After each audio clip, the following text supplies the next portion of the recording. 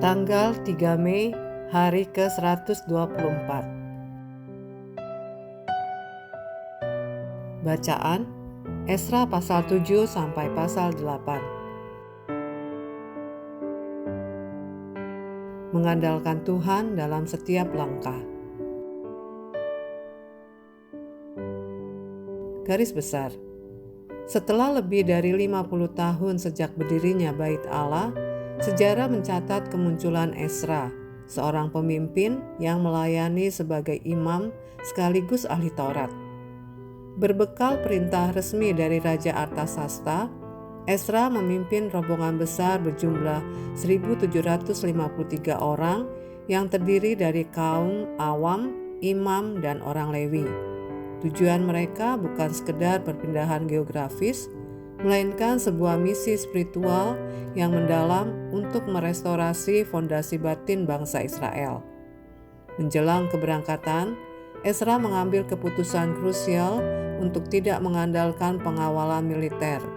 Alih-alih mencari perlindungan tentara, ia memimpin umat untuk berpuasa dan menaikkan doa kepada Tuhan. Keyakinannya teguh, penyertaan tangan Tuhan jauh melampaui keamanan manusiawi manapun. Terbukti Tuhan menunjukkan kesetiaannya dengan menjaga seluruh rombongan tersebut selama masa perjalanan 4 bulan yang panjang. Renungan harian. Ketika menghadapi situasi sulit, apa reaksi pertama Anda? Berdoa atau mencari solusi cepat?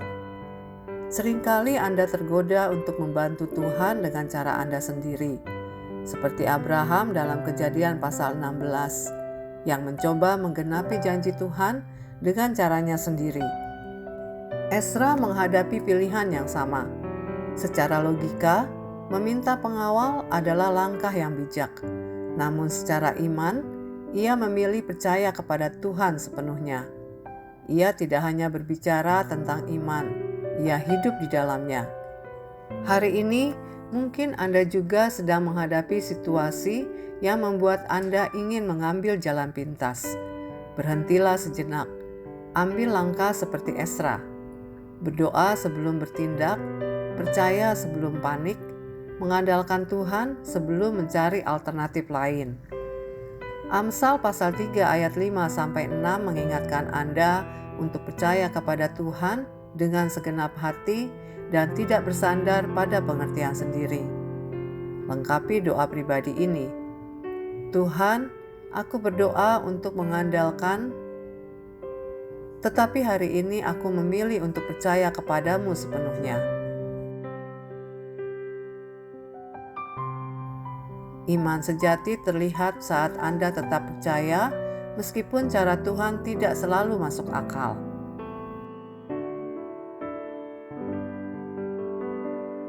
Pendalaman. 3 pemimpin, 1 tujuan. Esra pasal 7 ayat 1. Terdapat 3 figur sentral dalam kitab ini yang berasal dari latar belakang yang kontras. Zerubabel, seorang keturunan Daud dan gubernur Yehuda yang mengarahkan restorasi fisik bait suci. Esra, seorang imam, ahli Taurat, dan pengajar yang berfokus pada pemulihan kondisi rohani umat.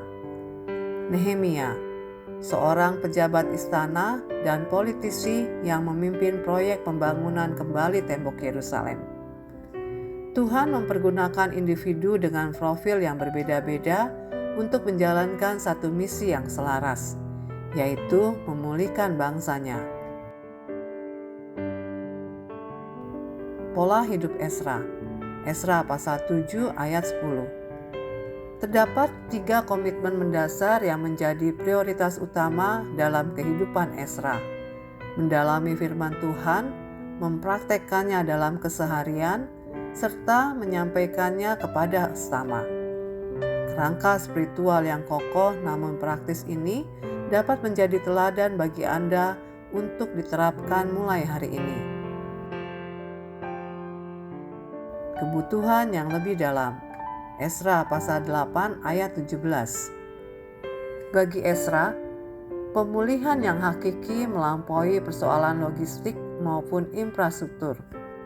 Kesadarannya akan kebutuhan spiritual mendorongnya untuk mencari para imam dan orang Lewi, hamba-hamba Allah yang bertugas membimbing umat menuju kebenaran. Kekuatan sebuah bangsa tidak semata-mata terletak pada kokohnya benteng pertahanan fisik, melainkan pada ketulusan hati rakyatnya yang berserah sepenuhnya kepada Tuhan. Demikian renungan hari ini. Jika Anda ingin mendengarkan bacaan Alkitab hari ini, silakan buka tautan video yang tersedia di layar Anda. Amin. Tuhan Yesus memberkati.